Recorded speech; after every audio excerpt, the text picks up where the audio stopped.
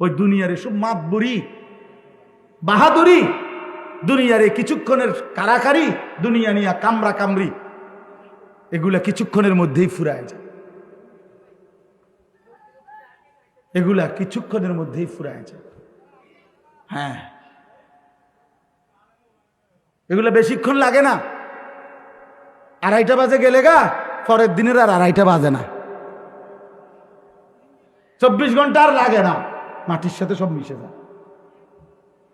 24 ঘন্টা আর লাগে না। তখন 16 বছরের সাজানো বাগান 24 ঘন্টার আগেই নিশ্চিহ্ন হয়ে যায়। আল্লাহ তাআলা দেখায়, আল্লাহ বলছে, বান্দা বারবার পৃথিবীতে আমি একই ঘটনার পুনরাবৃত্তি করি। ইতিহাসের পুনরাবৃত্তি হয়, এটা আমরা বইতে পড়ছি বারবার। ইতিহাস বারবার ফিরে আসে, বারবার। আল্লাহ তাআলা বারবার ইতিহাসকে ফিরায়, মানুষকে বারবার শেখাইতে চায়। কোরআনুল কারীমের মধ্যে আছে, আল্লাহ তাআলা নবী সাল্লাল্লাহু আলাইহি সাল্লামকে বলছেন, শুনেন, নবীজিকে আল্লাহ বলছে, ফাকসুসিল কাসাস, হে নবী, আপনি পূর্ববর্তী জাতির ঘটনা বলি আপনি আমার বান্দাদের কাছে বর্ণনা করুন। কেন? লাআল্লাহুম ইয়াতাফাক্কারুন, যেন তারা ফিকির করতে পারে, ভাবতে পারে। হ্যাঁ, আল্লাহ বলছে যে বন্ধু, কেন আমি নূহ নবীর জাতি অবাধ্যতার ঘটনা, তাদেরকে তুফানে ধ্বংস করার ঘটনা কেন শুনাইলাম, আপনি বলেন, তারা ফিকির করবে।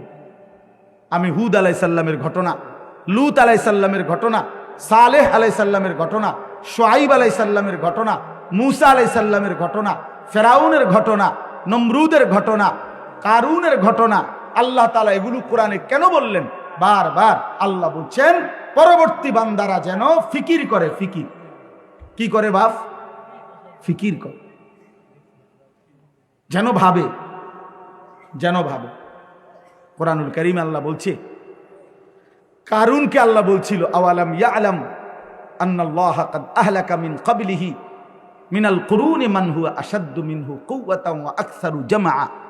আল্লাহ বলেন, কারুনকে জানো তুমি? এই নাফরমান, তোমার আগে শক্তিতে অনেক বেশি ছিল, সম্পদেও অনেক বেশি ছিল, ধনেও বেশি ছিল, জনেও বেশি ছিল। মানে মানুষ, শক্তি, জনবলও ছিল বেশি, সম্পদও ছিল বেশি। এরকম অসংখ্য জাতি তোমার আগে আমি ধ্বংস করে দিছি, তুমি জানো না?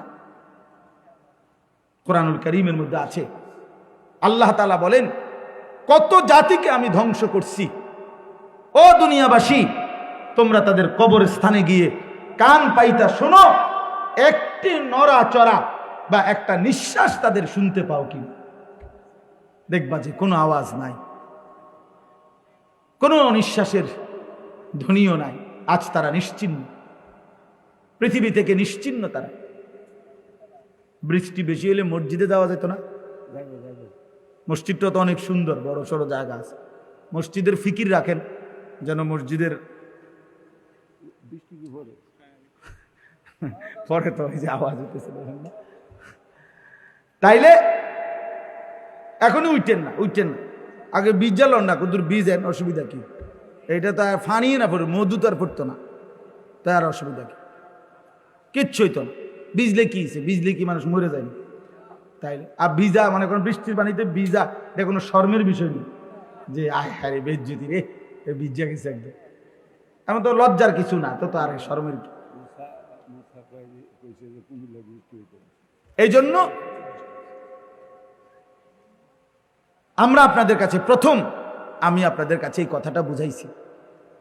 আমি পরে আয়াতের ব্যাখ্যা করার আগে মূলত এই কথাটাই বুঝাইতে চাইছিলাম। কোরআন এবং সুন্নাহকে বাদ দিয়ে, আল্লাহর কোরআন এবং রাসূলুল্লাহ সাল্লাল্লাহু আলাইহি সাল্লামের সুন্নাহ, এই দুইটাকে বাদ দিয়ে কোনো মুসলমান মুমিনের জীবন সুন্দর হয় না, আলো পায় না, পথ পায় না, গন্তব্য হয় না, মঞ্জিল খুঁজে পায় না, সফল হয় না। এই জন্য আপনাদের কাছে আমি অনুরোধ করলাম, দয়া করে প্রত্যেকে, জোয়ান বুড়া, আবারও অনুরোধ করছি, আল্লাহর কোরআন এবং রাসূলুল্লাহ সাল্লাল্লাহু আলাইহি সাল্লামের সুন্নাহর দিকে আপনাকেও ফিরিয়ে আনেন, আপনার পরিবারকেও ফিরিয়ে আনার চেষ্টা করেন।